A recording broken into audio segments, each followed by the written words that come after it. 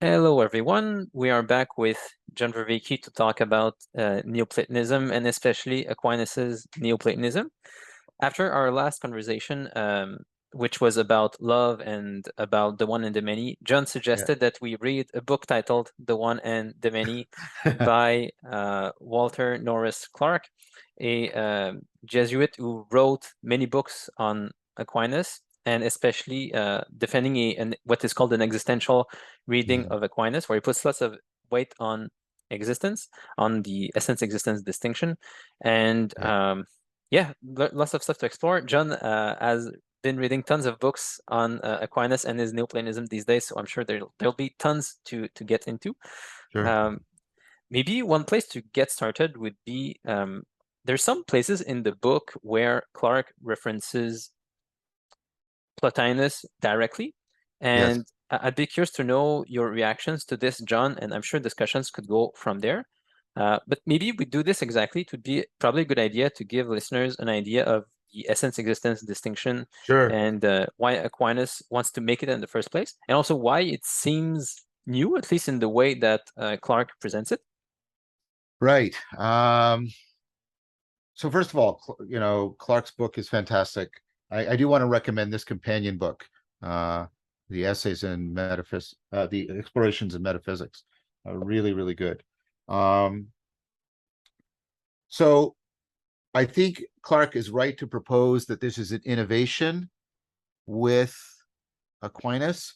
But I don't think he fully gives the provenance from Neoplatonism as he should. That's Hmm. my take. Hmm. Um, so the and I want to also note something that Clark explicitly notes in the one and the many is that this ultimately isn't something that can be carried just propositionally conceptually. He talks about you have to sort of meditate on, reflect on it, and then you get this non-propositional shift. So you get what he's talking about. And so the existence essence distinction can be sort of roughly something like this. And we'll have to play with it a bit. Hmm. But Aquinas proposes that being is fundamentally something like an act. Now, it's not like it's not like the act of a finite being, but that reality, I'll use some of my language, reality is constantly realizing itself, but it doesn't mean, right, he's not just talking about sort of material processes. He's talking about the very co-presencing of things so that they can actually causally interact and constrain each other. There's some sense in which we are all here now, right, together. Hmm.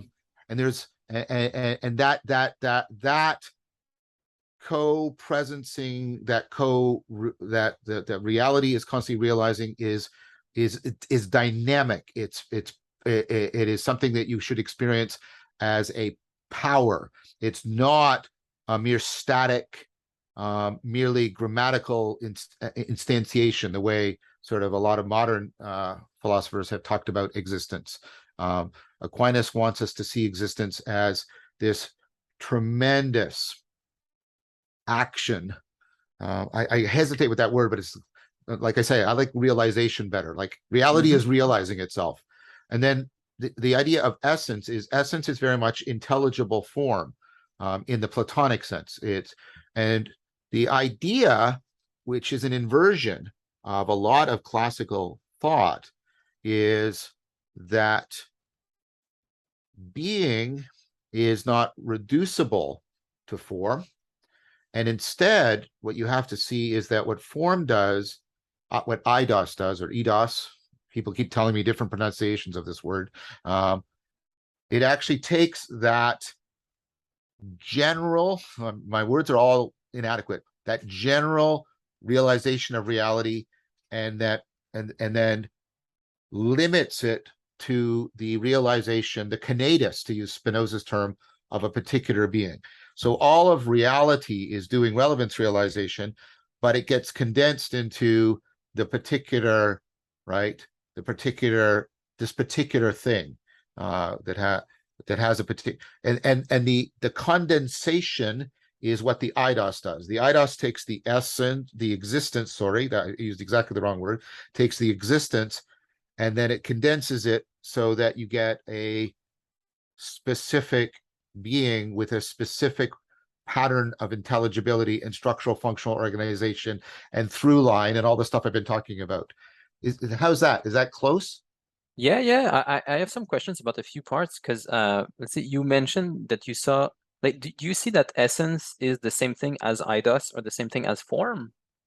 He does. Okay. I think he does.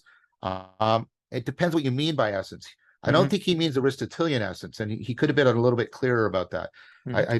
I think he very much means something like, that's why I also shifted over to Spinoza's notion of the kinetis, the particular dynamical self-organization.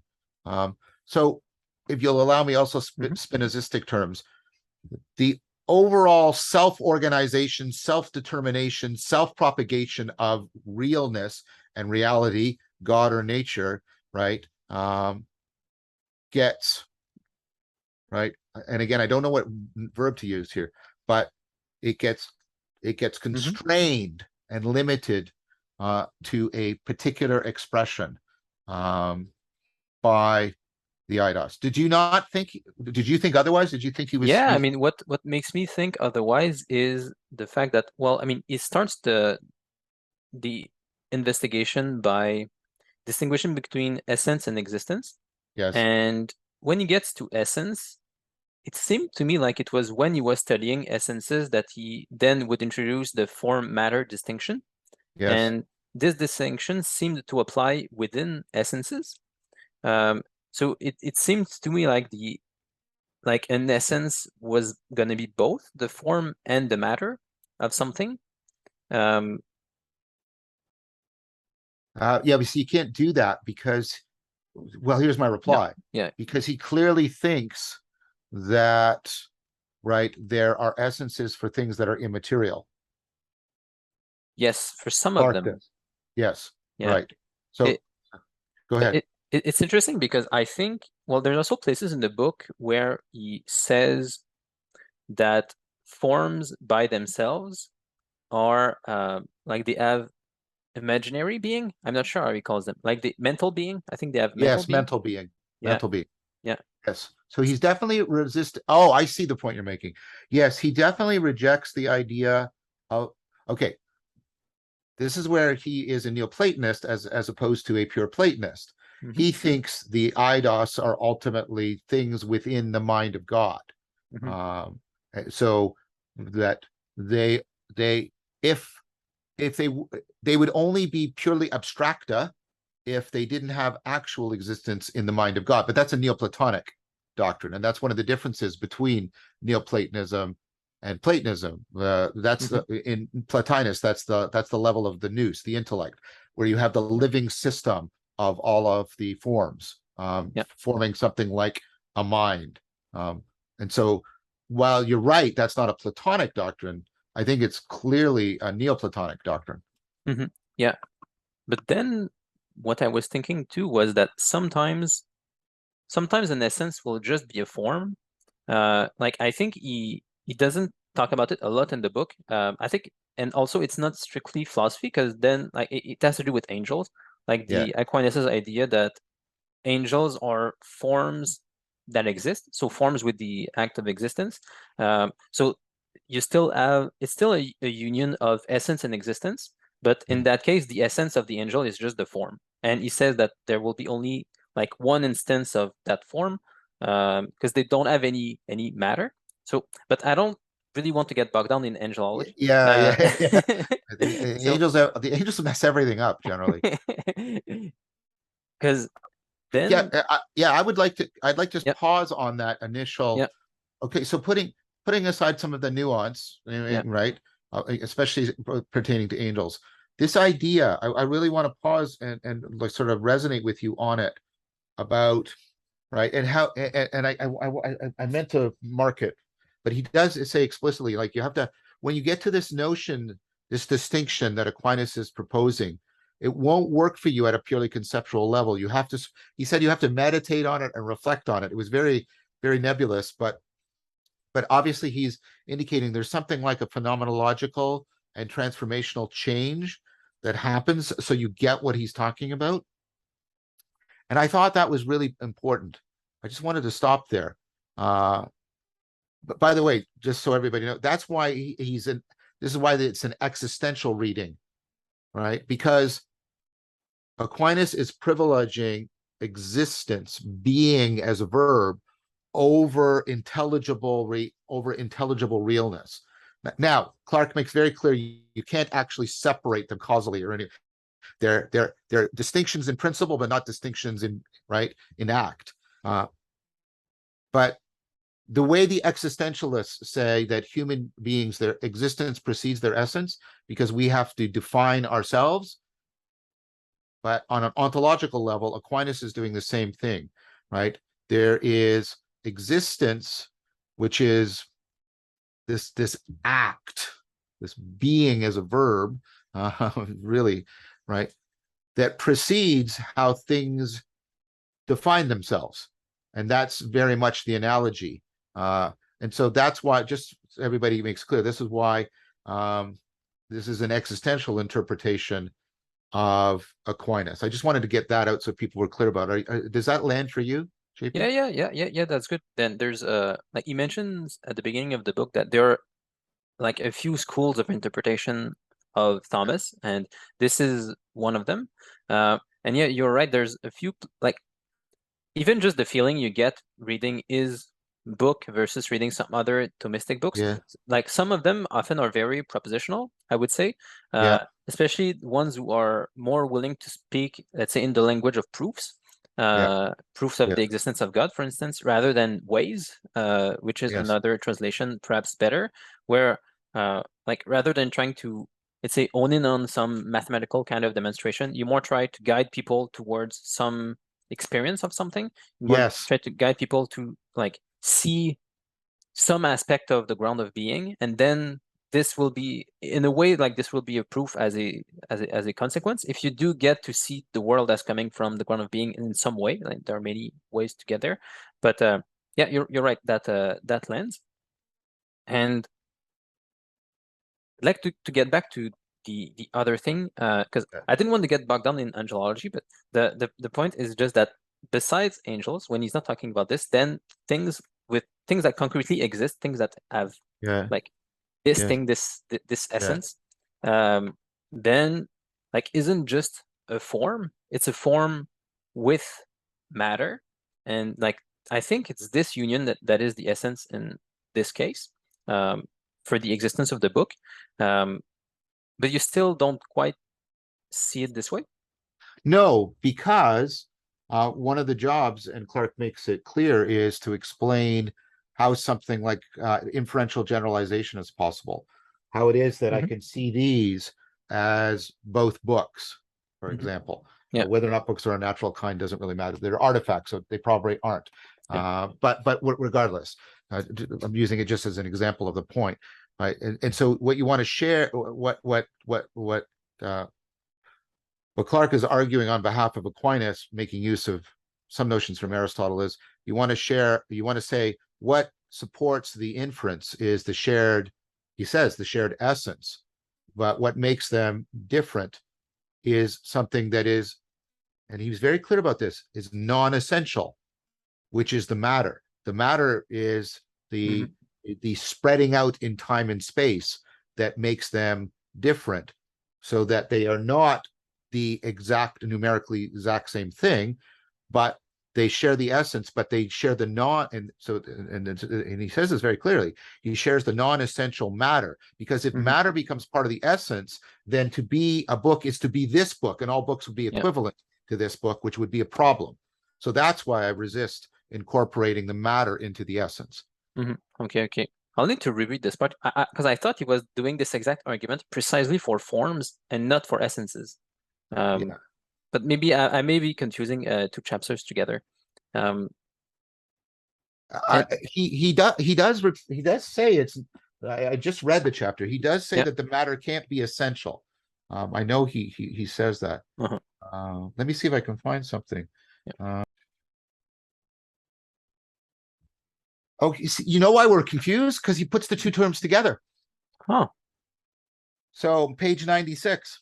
It thanks. cannot be another essential form, which of course, you see, Yeah, yeah. that's the problem. Essential form or formal qualitative principle in the essential order. See, he's involved. He is, I think, equating them together, and I think that's part of the issue here. Yeah, yeah, yeah. And that's where he runs the argument I just ran, Mm-hmm. that the matter can't be part of the essence or the essential form, or can't be part of the essential order. Okay, okay. Yeah, yeah, that makes sense. I think that makes sense. Um, then okay, then that makes sense. So I think we can move to another point then. Well, I want to play with this point still. Yeah. Because I've been playing with sort of this because it takes great pains to say the distinction between essay and essence, right? It is like you can never have them distinct. They're only distinguishable in thought. Yeah. But so I was playing with this, and I was this sort of notion of the you've got sort of these two notions of intelligibility and realness that are being played, and there's kind of like one is real intelligibility and the other is intelligible realness, if I can put it that way. There's a figure ground relationship between the two, and one is this sort of the like almost the pure demonstrative reference of this, right? Right? But then what I can do with this, I'm trying to give people a sense of this metaphorically. What I can do with this is I can go this, this, which is reality realizing itself, sort of that, that intelligible realness. It is also is the affordance of the specific this, which points to the real intelligibility. Do you get what I'm trying to get at? That and you can feel the two cognitive acts at work in you, and you can feel the different ways in which reality is disclosing itself to you as being or as a being. And I just wanted to say, for me, that was phenomenologically useful, because he got me to reconnect the problem of the one and the many to what I've been calling sort of phenomenological Platonism, phenomenological Neoplatonism. Because this is the thing. Like, once you do that, you go, wait, in one sense, everything is one, because we're all this, or somehow all this, here now, together this, and yet everything is many, because there's this, and there's this, and there's this, and there's this, and this, but every individual this thing depends on this. Sorry, I'm just trying to use a pure phenomenological gesture, but you get what I'm, and yet when as soon as you translate that, which seems to be a seamless experience, into concepts, you get the one and the many. And yet any explanation of the one and the many has to put us back into touch, in contact, optimal grip with that phenomenology of this and this. Did that make any sense at all, what I was trying to do there? Yeah, I think so. And I'd be curious to know if this is how you would bring in emergence and emanation too, because I can, like, when we talked in the past, mainly, like, I think it's easy to map our discussions to, let's say, what goes on between form and matter, about how forms emanate onto matter and how matter can emerge into forms. But now, and as I was reading the book, I was wondering about how to map this between essence and existence too. And I'm not totally sure how it works. I made some notes about that, which I wanted to. Yeah. I've been really thinking about this a lot. Where did I do it? I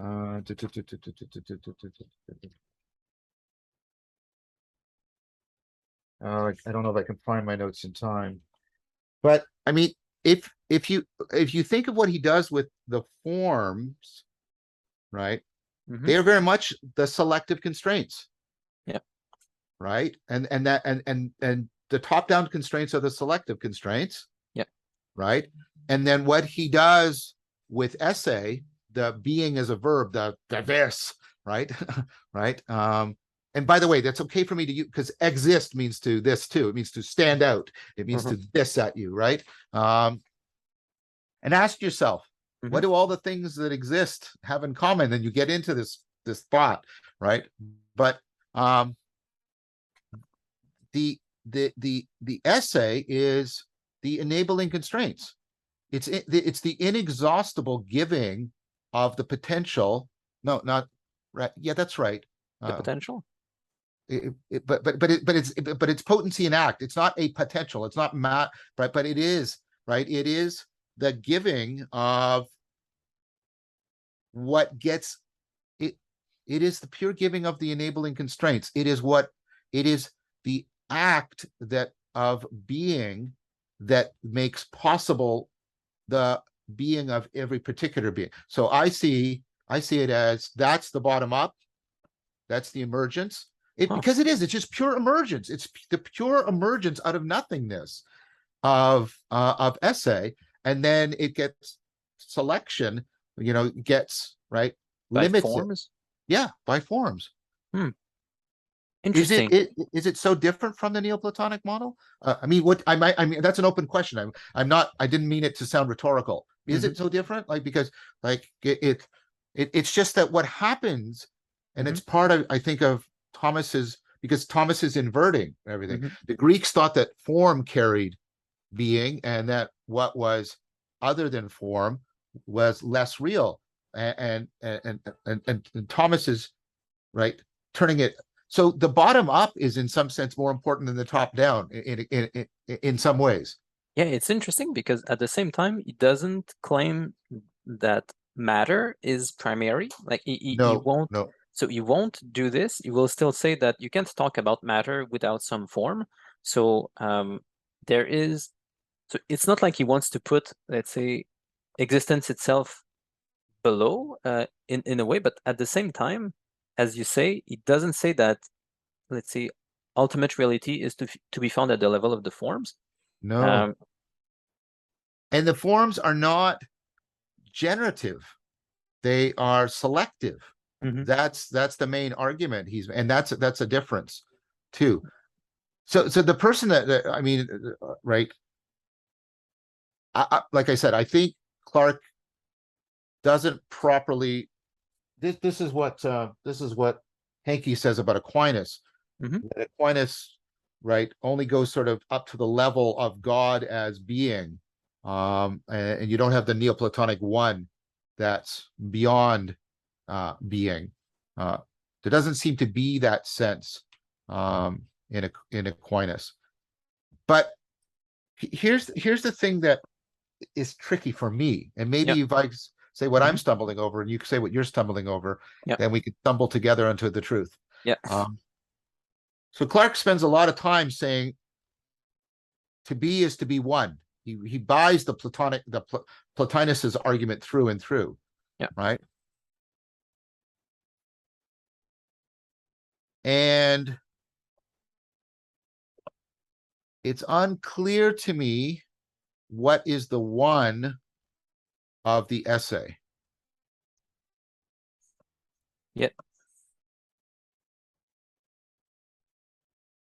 I get it. He's trying to say it's one. Like, so Plotinus would have to say, right? Plotinus says that wherever there is a one, there's a principle of oneness. And so there is a, right? Do you see what I'm wondering about? I'm not totally sure. But I mean, there's a passage, I don't know if you've read it yet, where I've only read up to chapter 7. Okay. So have you gotten to page 156? I guess. No, probably not. Yeah. So this could be relevant. Because so page 156, there's a section where he says something about Plotinus first, then the Greek fathers, then Aquinas. Right. So I'll read the part about. I'll read all of those parts. It's just a few paragraphs. So it starts with Plotinus, the founder of Neoplatonism, initiated a dramatic new turn in this history. Yes. It posited an ultimate principle, the one and the good, beyond the whole realm of distinct, determinate, finite Platonic ideas, as well as Aristotelian forms, Yes. an utterly simple, infinite, concentrated fullness of perfection beyond all limitation even of intelligible form, Yes. from which flows out the whole universe by necessary emanation in successive descending levels, Yes. each constituted by a further limited participation in the perfection above it. The metaphysical structure of the whole universe is thus a vast hierarchy of descending levels of limited participation in the ultimate unlimited fullness of the one or the good. Yes. It is the infinite now that is the ultimate perfection, while finitude falls on the side of imperfection. Yes. Which is an inversion, by the way, of the earlier Greeks. Also, Plotinus is the first to see the infinite as good rather than the lacking of form and therefore chaos. oh, that's good. I didn't know that. Yes. So then there's a small paragraph about the Greek fathers before Aquinas. The Greek fathers took in this new metaphysics of the structure of the universe and adapted it to fit the Christian vision of creation, wherein God becomes the infinite source of all being, with all creatures as finite participants in this infinite fullness. Yes. Yes. And then the paragraph about St. Thomas, which is relevant to what we're just trying to discuss. St. Thomas, too, like all Christian thinkers after the 4th century, took over the same basic vision, but for him it still remained imperfect, incomplete, because in its Neoplatonic sources, God, the ultimate good, was beyond being, which was still understood as finite intelligible essence below the good. Right.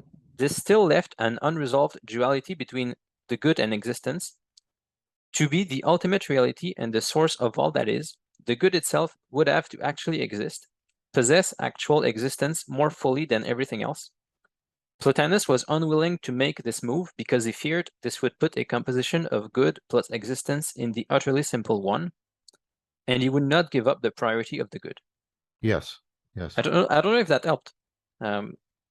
Well, it helps to sharpen the question or maybe the problem, because what I'm saying is there. When I'm reading Clarke, I'm getting like I gave you one where I put the being at the bottom and then the forms at the top, but then there's another model, another way of reading this, which I was trying to get at, where right, like no, it has to flow down, right, and what you've got is you've got a process of increasing determination. But the problem there then, what does that in the Neoplatonic system, right, is there's a principle of attenuation, which is one of the difficulties of pure emanation ontology, which is why does it do that? Why does it attenuate as it goes down? How, if it's completely full and completely one, how can it possibly attenuate? And see, and this is what, by the way, this is one of the arguments, and I'm not trying to shoehorn this in. I think it fits here, where I argue for a complete interpenetration. You can't prioritize either end of these and say, right, that's God. That's why I like Erigena, who says, no, it's both poles vibrating together that make God. That's what I'm trying to get at. So if I try, Aquinas has, like, you think Aquinas is just this way? Maybe that's what I was wondering in that book, because it's easy. Let's see, I find it easy to see how, let's say, essences emerge from existence. Sorry, I should say emanate rather. I can see how essences emanate from existence. It was difficult for me to see it the other way. And I should also say, I also see it. It's also not too hard for me to see within essences how emergence and emanation could happen. I think it would be essentially going back to discussions that we've had before, how we talk about the emanation from forms and emergence from primary matter. This I can see. And then it's sort of like within, maybe I'll try to gesture with my hands. I think it's going to help. So I can, like before, I think we were talking mainly about emanation from forms, emergence from matter. And then which I don't find problematic. Yeah, go ahead. And then it looks like what Aquinas is trying to do, in at least Clarke's reading, is to say, it's almost like he's coming at this sideways, where like he's saying that all of these things exist, it doesn't look like he gives primacy either to forms or to, he doesn't say that matter exists by itself either. Yeah. But it really looks like he's sort of, I don't know, maybe I should come in at it from the background, saying that all of those things, exist. They all vibrate together. Well, something occurred to me while you were gesturing. Can I try? Yeah, please. Maybe there's a way of making. Okay, so emanation is an attenuation from the one, in some fashion. So the emanation into the forms is a limitation. It's an right, and then the forms carry on the attenuation and the specification. That's how we could put the two together. Does that make sense? Yes, yes. Right, and then so you have the one, and then which is the, let's take it from bottom to top again. We're playing here. Everybody who's watching, we are both wrestling with this, trying to make sense of this. Okay, and so you've got the one, which is this pure act, right, of being. Being is a verb, and then there's some, and this is the part that is still irking me, but there's a principle of attenuation, right, and declination of some kind, determination, and that principle of that's the emergence of the forms, and then the forms are principles of determination, of selection, of specification, and that's how you go from being to this particular being. But as that attenuation is coming down, it also, right, goes with the emergence up, or I don't know where it goes in Aquinas, but matter has the ability to specify things so that you can have many different things participating in the same form. How about that as an attempt to put them together? I'd like to maybe try to summarize, and you can tell me where I'm not summarizing correctly. So the first, you were seeing things, let's say, in a cascade of limitation, where forms are limitations of existence. And then those forms will carry on the limitation by giving determination to matter. Okay, so this is like an emanatory model. And then what you were trying to introduce was to see how you could get forms to emerge from existence. Yes, that's right. But I basically did. So what I would, the forms need to be on top because of what it is that they are acting as a selective constraint on. But you see, there's the no thingness of the one is getting. There's two different ways in which selection is happening, if you'll allow me. There's selecting into the forms, and then there's selecting through the forms and by means of the forms. That's what I'm trying to do. I'm trying to propose as what I think Clarke is talking about. Okay. I just didn't see exactly how existence fits into that second way. So existence is now the source.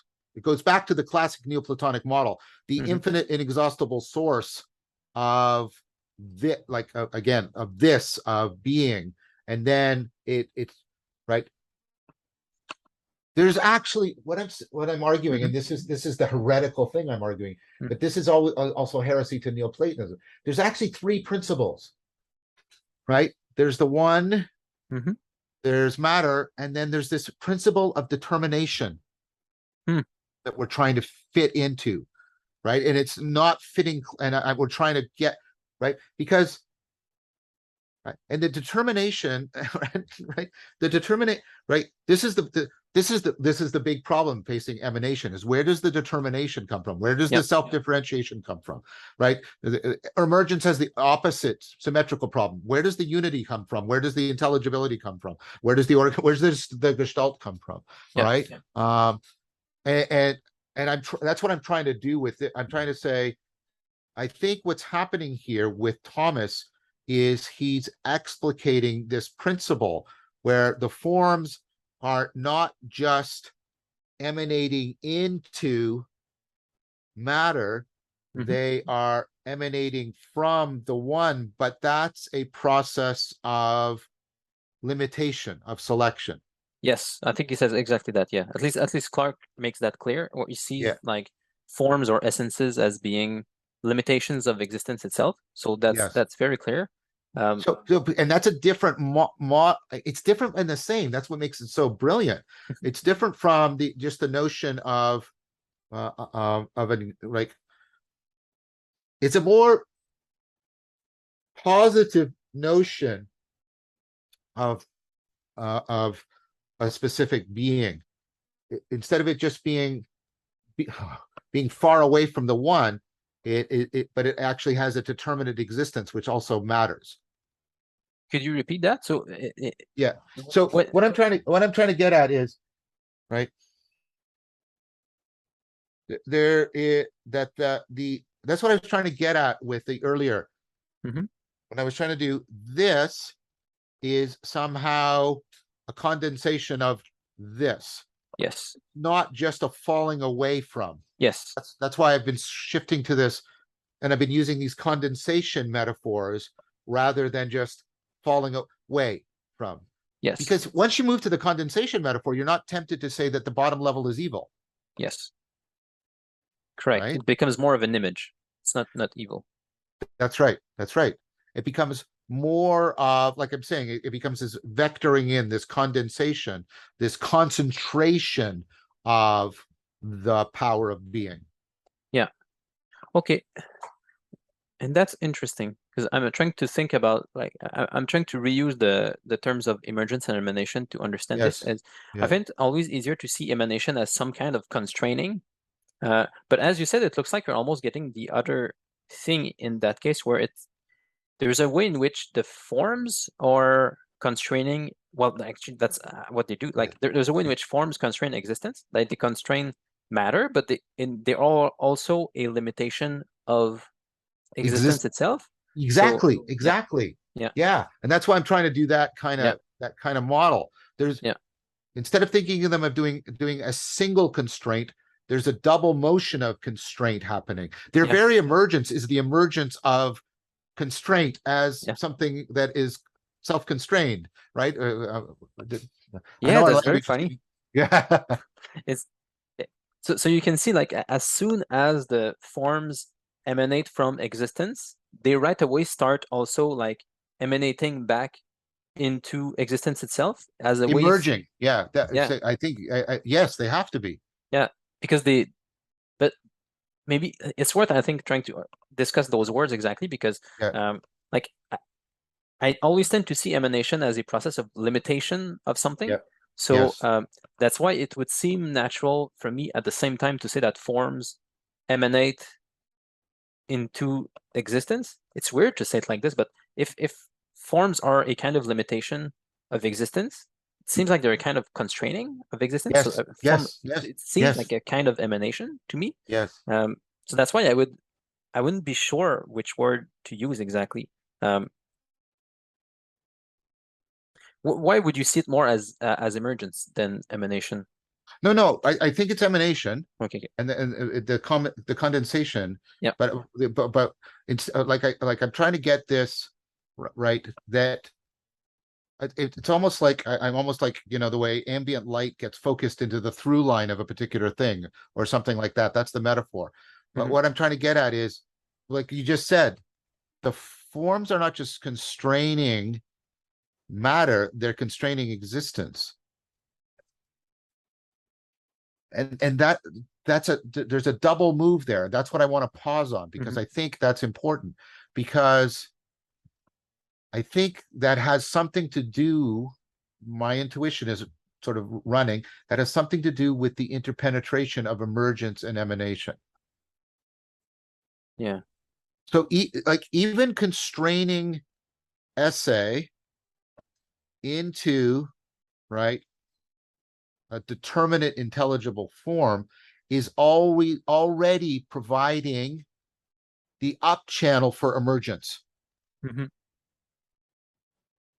You mean, okay, so in the up channel for emergence, in this case, do you mean emergence from the forms to existence, or from matter to form? So I was being unclear.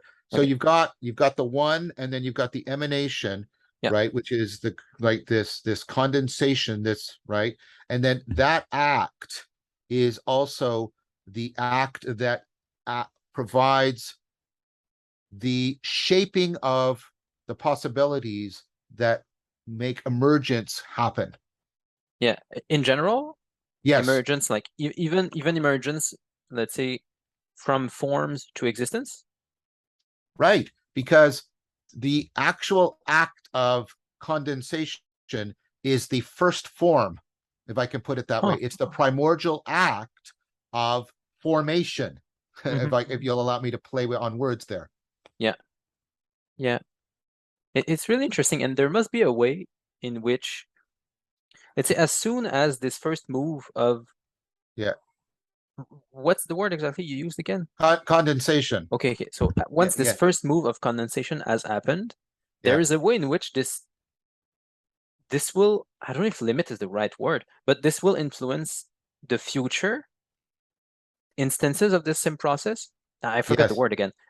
It's a condensation. sorry, thanks. I'll try to remember. But yeah, once this first condensation has happened, then this will have an impact on the future condensations that can happen once, let's say, certain possibilities, once Yes, certain forms exist. This will have an influence on the next forms that can yes, exist. And I'm yes, speaking temporally, but this is true also, I think, like eternally.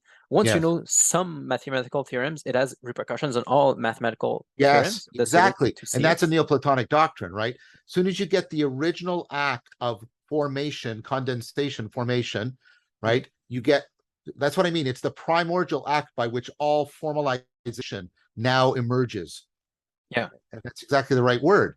That act causes the emergence of the field of formalizations. Uh-huh. Yeah, that's good. So maybe we're starting to get to Yeah. something that can really work as emergence and emanation Yes. between. Okay.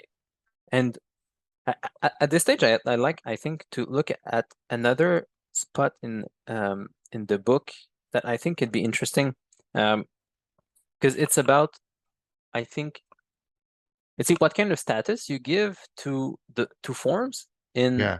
that case. Like, what is going to be more real in that system? And it could also be interesting because he mentions Platonism and Neoplatonism explicitly in that paragraph. So I'll be curious to know again what you think. You haven't Please. gotten yet to this part of the book. It's at 236. So it's a historical note. Some philosophical traditions, like Neoplatonic, so Plotinus, etc., insist on an almost totally negative theology, as it Yes. is called, allowing only one positive attribute of God, the one or the good. But this, to my mind, is not just out of reference, as they claim, for the mystery of God as ultimately one and simple. In a Platonic realism of ideas, ideas are themselves the really real.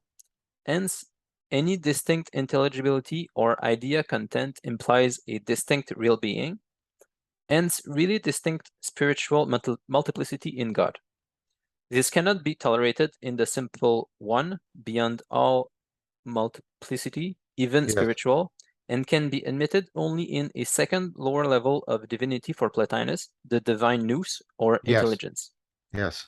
But our human concepts, for St. Thomas, are not real beings in themselves, only abstract mental beings, whose only being is there to be thought about by a real mind.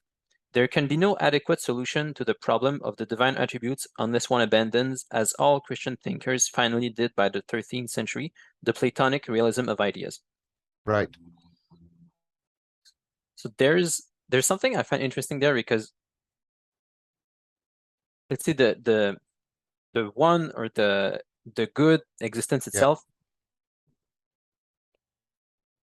will be So condensed. Go ahead, go ahead. I just the one or the good is the source power of existence, right? So the problem we're having is there's an equivocation, Uh-huh.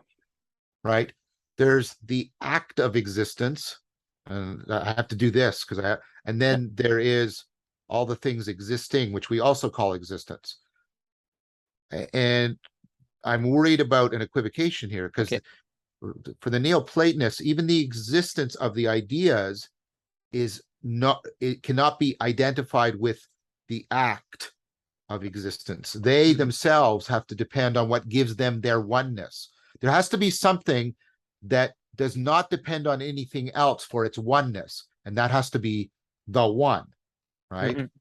And for me, that goes back to the question I was trying to ask. Yeah. Like when he says that the essay is one, it sounds to me like the Neoplatonic one. That's what I'm. That's and why he keeps wanting to make this distinction is unclear to me.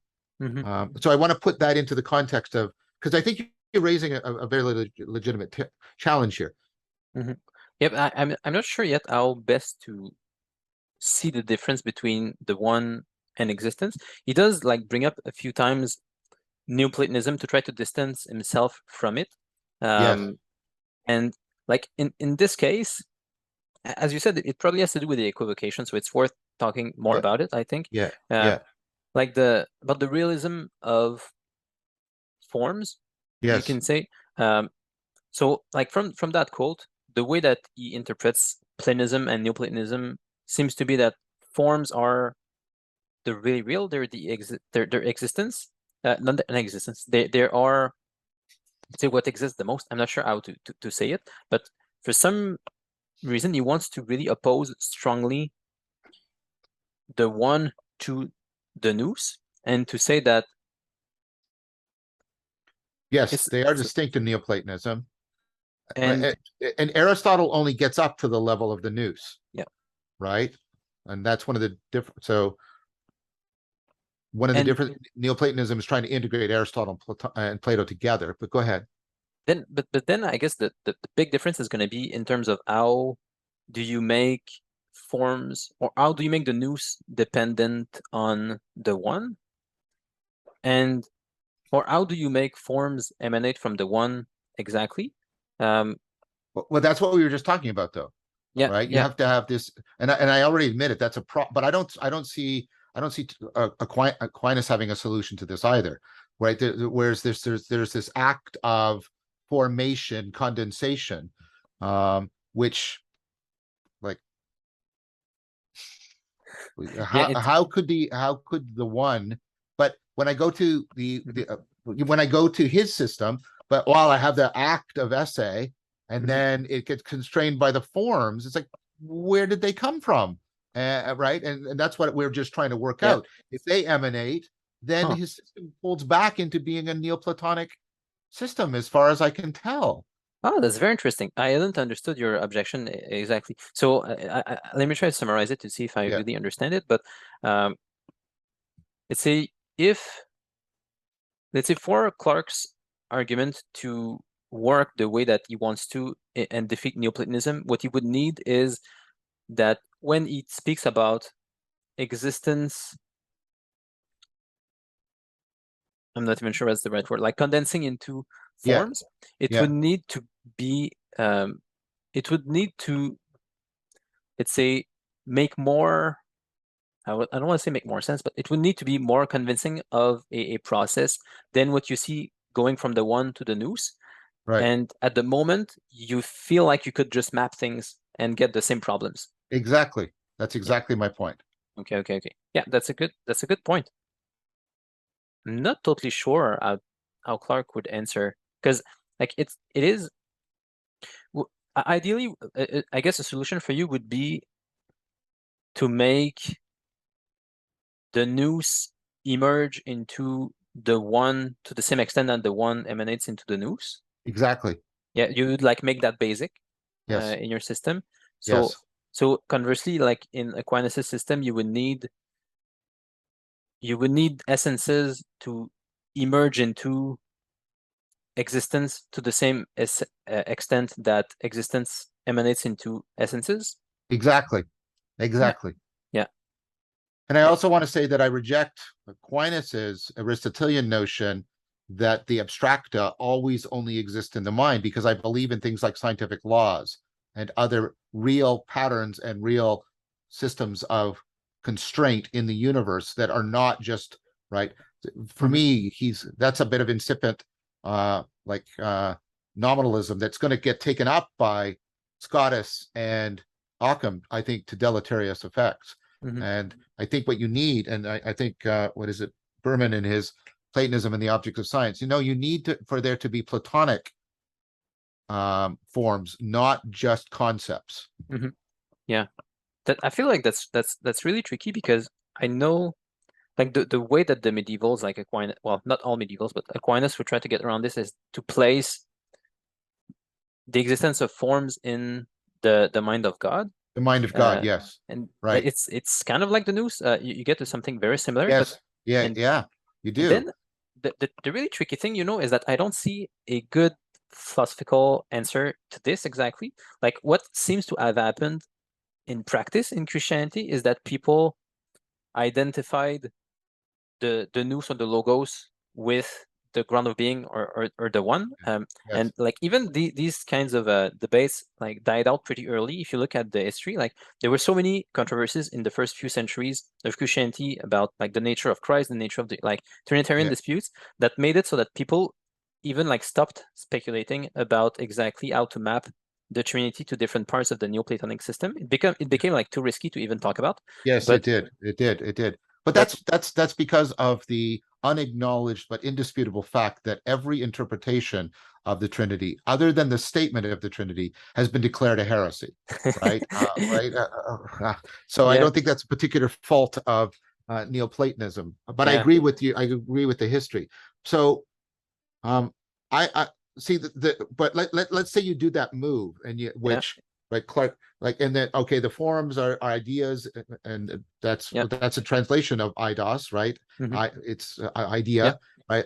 The forms are ideas in the mind of God, and then you have the problem which Eckhart will pick up on, but then you've lost the simplicity of God. God is a thinking thinker, right? This is Plotinus critique, and then you always have the subject object distinction going on, and then Eckhart has to reintroduce the ground of God, the Godhead, as distinct for, and then you yeah, get the Neoplatonism coming yeah. back, right? Again, right? Yeah, yeah. Really good question. Like and maybe to spell it out more for people, and also just to make sure that we're exactly on the same wavelength. But like Yeah, what seems to have happened in practice is that, well, okay, people said, well, the Son emanates from the Father, or you can yeah, say the yeah, the Logos emanates from the One, and then like there were like very concrete controversies, like people fighting in the streets, that yeah, made yeah, it so yeah. that Oh, yeah, eventually like people really came down hard saying, no, the Logos is equal to the One, really saying like the Son is equal to the Father, even if yeah, like the origin is still the Father. And so like you in the end you add like this assertion of like reciprocity between emergence and emanation, you can say, like it became yeah. like stipulated and it became sort of a fact, and you start from this. uh but I don't But think we ever got to a like argument from first principles to this. Like it no, seemed like no. everything else was causing problems, so we use that. But Yeah, so yeah. The solution, you're right, was historic, pragmatic, not philosophical, argumentative. But notice even with like you had the logos emanates mhm, from the the from the Father, from the One, mhm, but the Holy Spirit proceeds, which is just another word for emergence, by the way, proceeds from the Father and the Son. Like there's an emanation and emergence all through it, and then yeah, as right, but then there's also, as you said, there's a historical disavowal of it, and you get this weird, like I don't know. This is one of this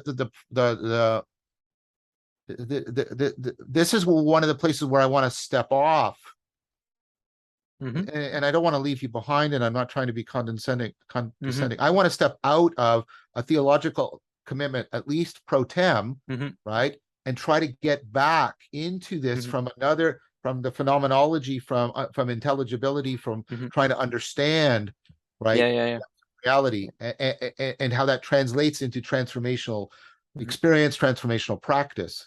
yeah, And then worry. That's what I keep saying about I want to talk about all the L's of God before we talk about God, mhm. because I want to try and get like it would be nice if Christians could do. Sorry, you're my No, go ahead, friend, go and ahead. I want to treat you in a loving manner. I trust you. I'm making a request, not Mhm. making a condescending statement. Yeah. I'm requesting that if Christians could put aside the theological constraints for Mhm, some time of mhm, conversation, dialogos, mhm, so that we could try to do what we're doing here again, mhm. right? Yeah, yeah, And yeah. really bump up against the issues.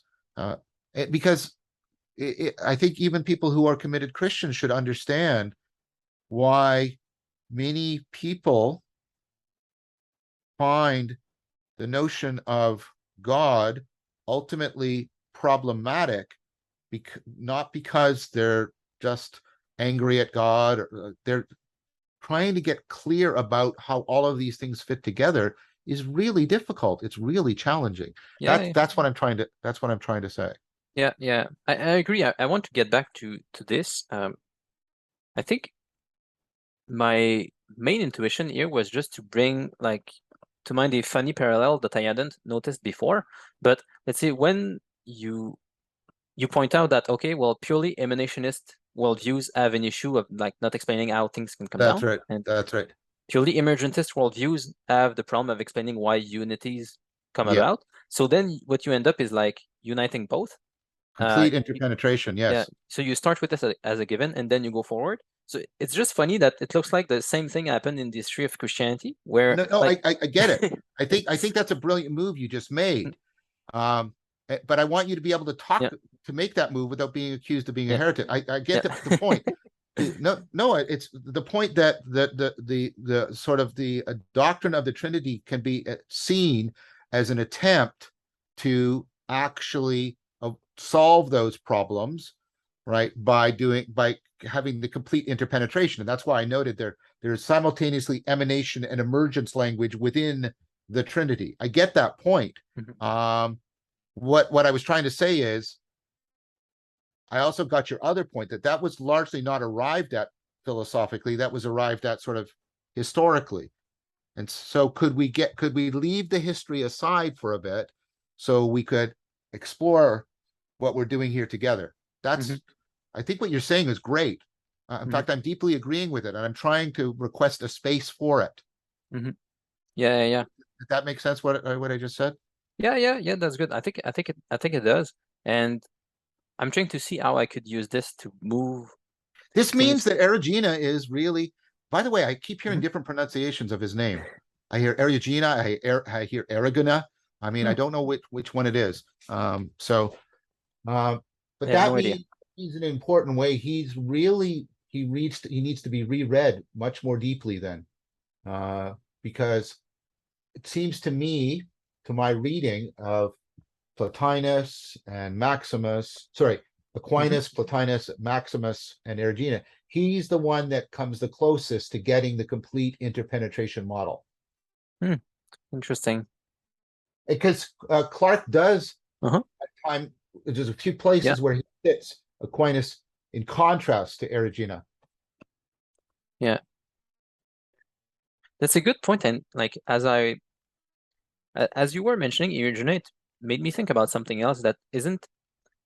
I think it's sort of again symmetric um, Yeah, from what you just said, but also I think there's probably something that isn't, let's say, just happenstance in the fact that there were very concrete historical disputes happening around this kind of discussion, yeah, like in the yeah, beginnings of Christianity, and yeah. like I'm Well, for a long time in Christianity, yeah. it's not until like basically the 6th century that all this stuff gets sort of stabilized. Mhm. And even afterwards, with you can probably find similar issues. I mean, with Islam, the fact that it insists so much on like something that is pure emanation, and like Yeah, there was lots of wars, and like yeah, yeah. things became very concrete because of a pretty abstract idea. And Yes. it's worth like I'm trying to I don't know if you can do this, but I don't know if you have an idea why like these kinds of discussions could have so big of an impact. Like this abstract I philosophical do. I discussion that do. we try having now. Go ahead. I do. And it's something I'm going to shameless plug for my upcoming series that I argue for explicitly and after Socrates, which is Mhm, this argument I've been making, right? That goes sort of like this: when you pay attention to the grammar of cognition, the cognitive pole of intelligibility, not the particular contents, not the particular claim, you see this complete interpenetration of emergence and emanation, right? Bottom up, top down processing through and mhm, through, right? And if that's the fundamental grammar of making sense, does not align with the fundamental grammar of reality, then you get onto a point of severance, like some kind of uncrossable ontological epistemological gap, and then you're going to fall into, right, you're going to fall into skepticism, solipsisms, pure subjectivism, except you're going to get locked, you're going to be like Locke, you're going to be locked inside the cabinet of consciousness getting postcards from the world or some crap like that, right? So there must be something in reality. And you know, the person who started me down this train of thought was your mentor, Jonathan Pajot, right? There must be something in reality that corresponds to that fundamental grammar. The grammar of reality and the grammar of intelligence must fundamentally conform, or we're locked into solipsistic skepticism, etc., right? Which means, therefore, caring about this abstractly is actually also caring about the very guts of your own cognitive agency. Yeah. And like there's some intuitive sense, I think, of participatory knowing, which is what I'm saying here. There's some deeply intuitive, yet nevertheless profoundly motivating sense of the need for a fundamental conformity between the grammar of cognition and the grammar of reality, if intelligibility, relevance realization is going to occur. And like still in that same vein about like trying to take very abstract ideas and make them concrete, I wonder if it's also related to the move that we discussed earlier, where okay, well, purely emanationist views have a problem, purely emergentist moves have a problem, then like you almost, there's a way in which you sort of step back down into something concrete, where you just say, well, then we need to unite them somehow. It's a, and you take it as kind of a brute fact. So there is a way in which it's kind of a funny move to make. Like I mean, I agree with it, and it's the same move that I make, the same move that I see like historical Christianity making. But I just find it funny because there's a way in which when you do this, you either have none of the problems or you have both of them. There's a like, 'cause in a sense, you keep still both mysteries. That's why we can keep talking about it. But like the fact that these things have to be like resolved almost pragmatically, I wonder if it's like part of the thing, like emergence and emanation again. Yeah, but here's my answer. And again, I'm pointing at Jonathan here. I think the symbol, the imaginal, is right. Is where we actually try to get to, because that is the place that's trying to. The symbolon is the presencing of the interpenetration of the emergence and the emanation. And so is and that's why it's imaginal, because it makes the sensible intelligible and the intelligible sensible, right? That's what the imaginal does. That's what the symbolon does. And so I think what people are fighting about isn't really concreteness. I think it's about which symbols are going to be adopted. I think that's what you see the battles in the streets of Alexandria actually about. They're battles about the Eucharist and other symbolic acts. Yeah. Okay, that makes sense. So rather than saying that it's a, let's say, pragmatic move to solve like theoretical debates, you see it as finding the right symbol to unite both of those extremes, and even both of those extremes with daily lives, you can say. Because people will use that same symbol both for abstract philosophical speculation and in their daily lives for concrete acts. Exactly. To mediate between both too. And that's how symbolism happens, which you may have heard. Yeah. Right. And so I think it's more appropriate to see the warfare. I mean, let's be honest, the warfare is also about all the petty things that human beings, all the vicious things that human beings fight about. It's about status and property and access to sexual partners. All of that's going on in the streets of Alexandria as well. But there's this other thing, which is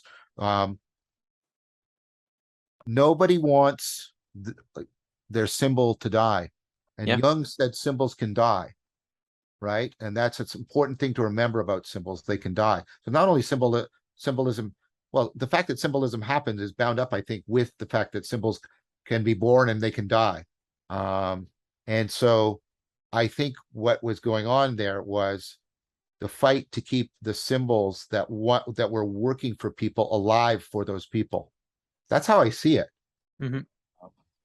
Yeah, that's interesting. So maybe if I try to circle back then, I really like the point you made earlier about like mapping between Aquinas' system and Plotinus' system. Yeah, Uh, but then like both fall under the same kind of criticism where it's easy to see the emanation going from existence to um, essences, or yeah, in the other yeah. mapping from the one to the nous, but it's hard to see emergence going back up again um, from essences to existence, or from the nous to the one. And then we were sort of stuck there. Um,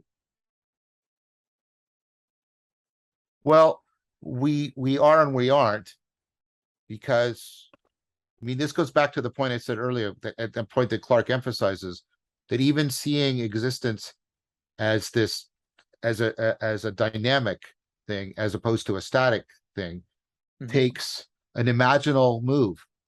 It's not a purely conceptual move, it's an imaginal move.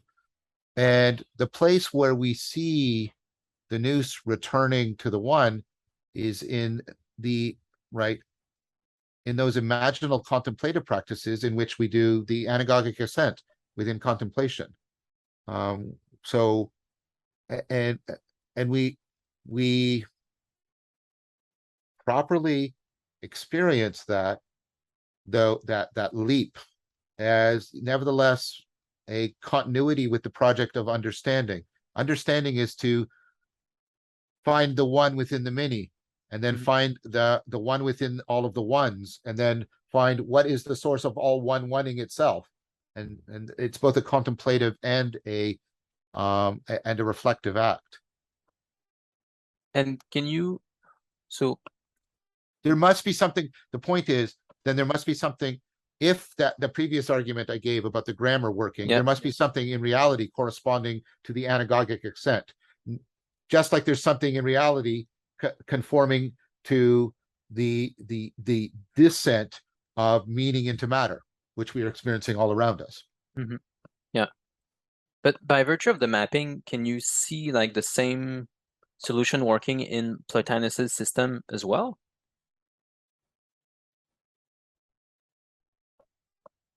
Yes, if you'll allow me the move I just made, Hmm. and perhaps that's what Clarke is missing. I want Hmm. to be careful here. So remember, I said perhaps. Yeah. Because when you read Plotinus, you're not just reading a conceptual argument. You're reading a spiritual exercise designed to put you through Hmm. the ascent, so that the meaning of the concepts actually die into the experience of the ascent. Hmm. Okay. Yeah, that's an interesting point. Um, That's one of the great things about Plotinus. That mhm, was that has had a profound influence on me. I've always aspired to, but could I write or speak? mhm, Like I fail, but could I write or speak like him, where I'm simultaneously giving a cogent argument and taking people through a spiritual exercise? mhm. Yeah, yeah. And the same thing in Plato, a book you've mentioned several times, uh, Plato's Critique of Impure Reason, where Ah, by Schindler. yeah, I'm going to be probably talking to him soon. awesome, awesome. Yeah, That's exciting. Uh, yeah, but yeah, it what you just said reminded me of that book because in Plato you see a very emanationist kind of worldview, yeah. but then what what the book makes you want to do in the end is it's like there's a way in which the even though the worldview itself seems very emanationist, in practice you end up doing both as you read the text because it Of very much course. makes you Yeah, want to ascend yeah, towards the yeah. form, towards the good. Yes, But yes. then the Also funny the return. reversal again, yeah, exactly. Yeah, That's the yeah. funniest thing, where like you read the book and then you fall in love with Socrates and the sacrifice that he does for others, and you want to do the same. So like you Yes, want to yes. participate in that. Yep. It's like the worldview only talks about emanation, but then as you read, you participate in emergence, and then you want to participate in the emanation as Yes, well. exactly. That's beautifully said. That's exactly right. I think that's part of the beauty of that book too. The way Schindler discloses that dramatic structure in the Republic is just the way you've just articulated so beautifully. Yeah, Plato does that too. Plato and Plotinus. There's the argumentation, and then this other this non-propositional contemplative transformative exercise. Imagine what it would be like to write like that, to speak like that. Oh, Yeah, yeah. And in that same vein, there's a funny story in one of the Gospels. I don't know if you noticed it. I know that you read David Baltier's translation of the New Testament not too long ago. And yeah, there's a funny story in John's Gospel with some Greeks, which I think is exactly about this.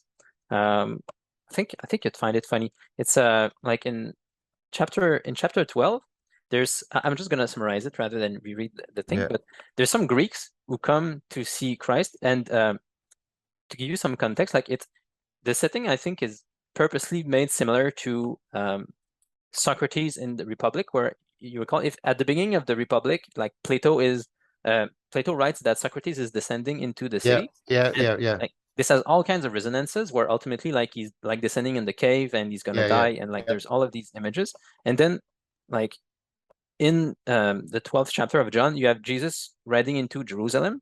So he's actually ascending in that case. I think it's going upstairs, but like still he's going into the city where he's gonna die too. And like after that, there's some Greeks who come to speak to Jesus, and it's rare that there are like people explicitly mentioned as Greek in the New Testament. So I think that's meaningful. And then they ask to speak to Jesus, so they speak with some apostles who are also like Jewish Greek Jews. They right. speak. Everyone spoke Greek back then, but anyways, it goes through two disciples who speak Greek, and then it goes to Christ. But the funniest thing happened where like Christ just says a total non sequitur, where like what he says to them is unless if a grain of wheat um, does not die, it remains alone. But if it falls into the ground and dies, then it bears much fruit. So Yes. I just found that, and then just a bit later on, Jesus also says to people that currently they have the light and they should like witness the light and become light themselves, and then it disappears. So I think you have this image where like as sort of Greeks are trying to ascend the mountain in Jerusalem, trying to speak with the Logos, then what the Logos tells them right away is to fall into the ground and die like seeds to Oh, I bear see, fruit. I Yeah. see, I see, I Yeah. see. And I think it's almost directly a commentary on the Republic, especially with like that setting, and also at the end the fact that he's talking about the light and like that people should become lights like people do when they go down into the cave, where they're sort of supposed to Yeah, be the that's lights that are interesting. gonna bring people That's outside very of the cave. interesting. I hadn't picked up on that. That's very astute. Just thought Very it was astute. a funny story. I thought you'd like it because it directly I think related to this problem of ascending the mountain and then going back into the cave, and Yes. then surprisingly, when you go up, you just want to come down again. Uh, But if our previous argument was on the right track, there is ultimately no way to set, like you can't have one without the other. You can't have the ascent without the descent any more than you can have the emanation without the emergence, or the emergence without the emanation. mhm. I'm reminded then of Heraclitus, the person who introduced the logos, right, to discourse. The way up and the way down are the same way, Yeah, right? yeah. And I think it's wonderful in those examples because you see, like, like we mentioned in Plato's Critique of Impure Reason, you like the Republic makes you fall in love with Socrates so that you want to do the same thing as him. So like you end up Yes, participating in that emergence and that's emanation. right. Exactly. You internalize Socrates. Yeah. Yes, While very much. the worldview seems like emanationist, but like its problems get fixed in practice because what you want to do is imitate Socrates, who does both. Yes. And Yes. Yes. like there seems to be something going on similar in the Bible where like people are going up the mountain trying to see Christ, and then he tells them to come down again like him. Oh, So yes. Yes. like the, I want to recognize what you're saying. I think that's very, very cool. Right. Right. so like That's very powerful. But then that what you just said does mhm, map on to the point, right? mhm, If we because it could seem to people that what we're doing is just this endless word game, but it's like, no, if we get this, if we orient to it, ratio religio, if we orient to it and are connected to it in the right way, and we're clearer about it, we can't get a final grasp on it, but if we're clearer about it, that actually ramifies into our relationship with ourselves, with others, with God, with ultimate reality, etc. That's your point, right? yeah, yeah, yeah, yeah. And And I think that's exactly right. That's exactly right.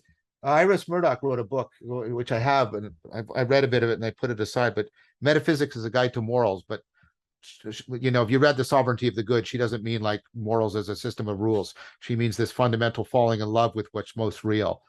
Um, there's a way in which we could thereby reinterpret and understand